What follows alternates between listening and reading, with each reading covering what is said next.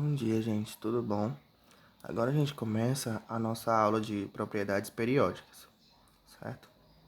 Vamos lá. Aqui na introdução eu coloquei para vocês algumas dessas propriedades, certo? Mas a gente vai focar nas principais. A gente tem raio atômico, energia de ionização, afinidade eletrônica, densidade, volume atômico, ponto de fusão, ponto de ebulição, eletropositividade, eletronegatividade. As que a gente vai falar são raio atômico, eletronegatividade, eletropositividade, energia de ionização, certo? Quando a gente vai, por exemplo, porque algumas coisas a gente já sabe, né? Ponto de fusão, o que que é? É o ponto para que aquela substância passe do seu estado de sólido para líquido. E o ponto de ebulição é o que? É aquele ponto em que a substância vai passar do seu estado líquido para vapor. E aqui a gente tem volume atômico, certo? Que corresponde ao volume ocupado por um mol de átomo, certo? De um determinado átomo, seja ele qual for. E aí a gente vai ter diversos volumes, certo? Porque um mol de hidrogênio tem um volume diferente de um mol de sódio, enfim. A gente também tem densidade, certo?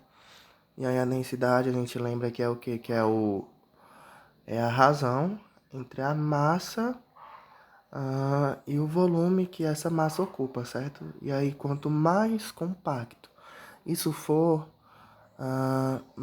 mais denso isso vai ser. Isto é, quando o volume ocupado por uma massa for maior, quanto maior for esse volume, menos denso vai ser. Então isso quer dizer que a densidade ela é inversamente proporcional ao volume, ou seja, a densidade é diretamente proporcional à massa.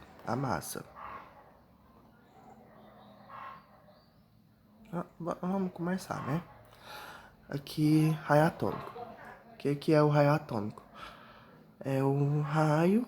O que é o raio? É a metade do diâmetro, realmente, é isso mesmo. Quando a gente tem um átomo com todo aquele núcleo, com toda a sua eletrosfera, a, a distância entre o centro do núcleo até a sua extremidade, certo? Até a extremidade lá na eletrosfera, vai ser o raio atômico, vai ser o raio desse átomo. E aí, algumas coisas vão definir o raio atômico para que ele seja maior ou menor.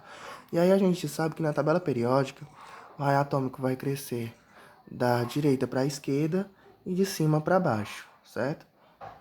Da direita para a esquerda por quê? Devido à eletronegatividade. Isto é, os elementos mais eletronegativos estão para esse lado, e os menos eletronegativos estão para esse lado. Isso quer dizer o quê? Que esse daqui possui uma maior afinidade pelo elétron. Então eles vão puxar a eletrosfera, fazendo com que esse raio atômico seja menor. E aqui não vai puxar tanto a eletrosfera, porque eles têm uma tendência a doar esse elétron para esses que possuem mais afinidade por esses elétrons, certo? E aqui cresce de cima para baixo por quê? Porque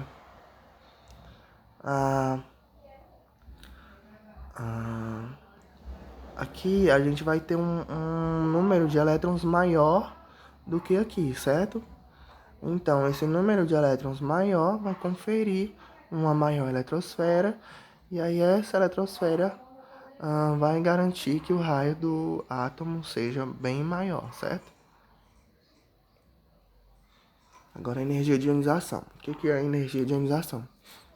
É a energia necessária para se arrancar um elétron, ou seja, se ionizar um átomo no seu estado gasoso.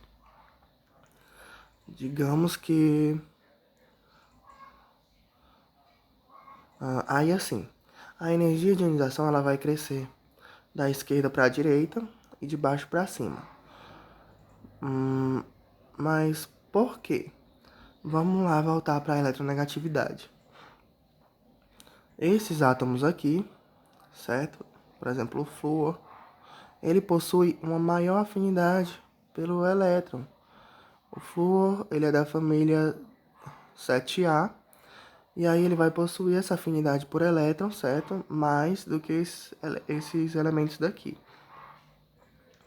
Então, se ele possui mais afinidade por elétrons, para ele se ionizar, ou seja, perder o elétron, né? Porque a gente não pode arrancar um próton. Então, para ele se ionizar, ele precisa perder um elétron. Então, para ele perder um elétron, eu preciso de uma maior energia para poder arrancar esse elétron, certo? Enquanto aqui não, aqui é mais fácil arrancar esse elétron, porque eles já têm essa facilidade em doar o elétron.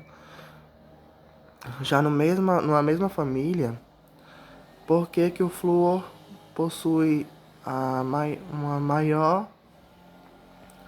maior energia para que seja arrancado o elétron dele?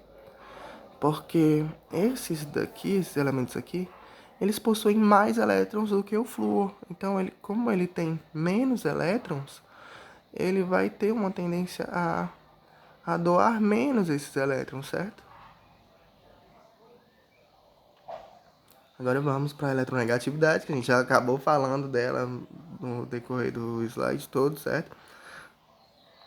Ela cresce da direita para a esquerda, ou da esquerda para a direita, certo?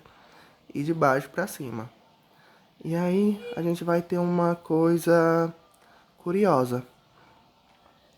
Por que que os elementos da família dos gases nobres não possuem eletronegatividade? Eles não estão aqui. Por quê? Porque eles já são estáveis, certo? Então eles não têm essa necessidade de atrair elétron, de doar elétron. Para eles não é favorável isso, certo? Para eles é favorável permanecer como eles estão. Então eles não vão possuir essa eletronegatividade, que o que é a eletronegatividade é a capacidade de o átomo reter o elétron para si.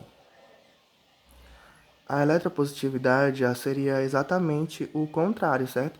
Se a eletronegatividade é a capacidade de você reter o átomo, reter o elétron para si, a eletropositividade vai ser a não capacidade de reter o elétron para si, certo? Ou seja, a capacidade de doar esse elétron. E aí, essa capacidade vai ser da direita para a esquerda e de cima para baixo.